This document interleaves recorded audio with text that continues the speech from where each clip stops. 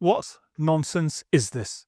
For months, everyone thought Netflix was about to acquire Warner Brothers, HBO, DC, the entire film library, and then, out of nowhere, Paramount Skydance swoops in, a deal worth around $111 billion.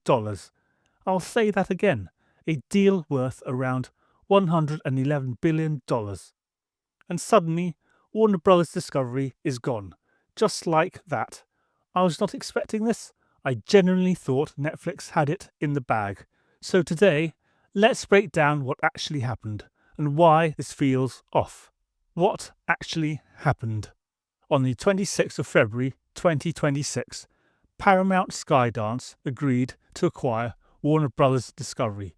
Valuation around $111 billion. That includes debt, and that's important. Netflix had previously reached a preliminary agreement, but they didn't want the whole thing. They wanted the crown jewels: HBO, Warner Brothers, DC.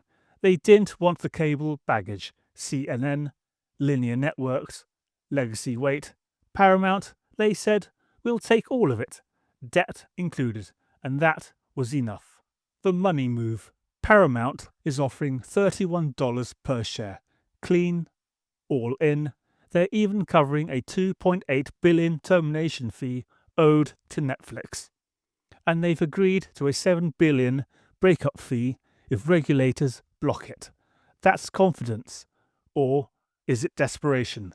Take your pick. Who's really behind this?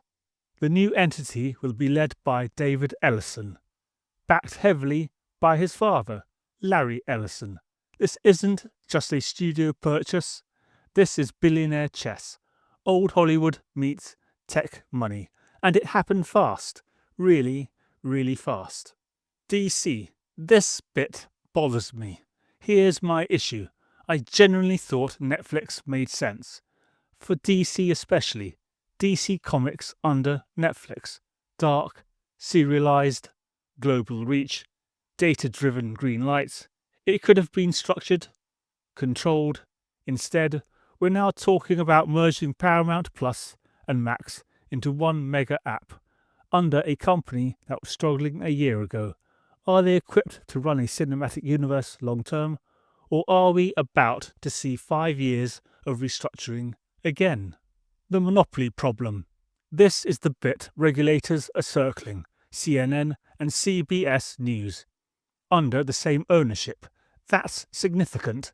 Streaming consolidation, news consolidation, library consolidation.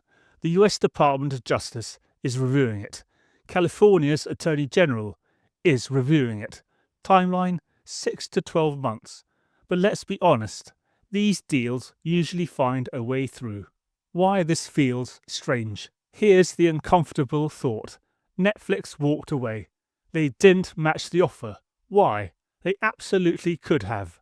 So either they didn't think the debt was worth it, they saw something we don't, or the deal structure wasn't as simple as headlines suggest.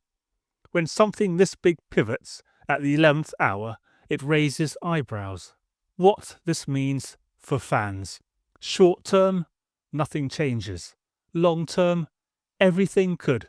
Streaming price hikes, platform mergers, franchise resets, content reshuffles, DC, Harry Potter, HBO originals, all under a new power structure, and that power structure will want returns, fast. The bigger question, is this strategic brilliance, or is this another example of corporate musical chairs?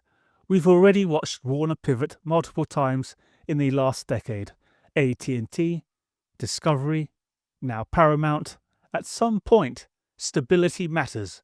Creative stability, brand stability, audience trust. And I'm not convinced that improves here.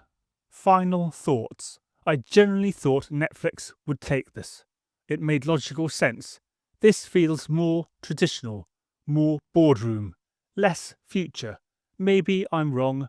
Maybe this is exactly what Warner needs. But right now, it feels messy and very fast.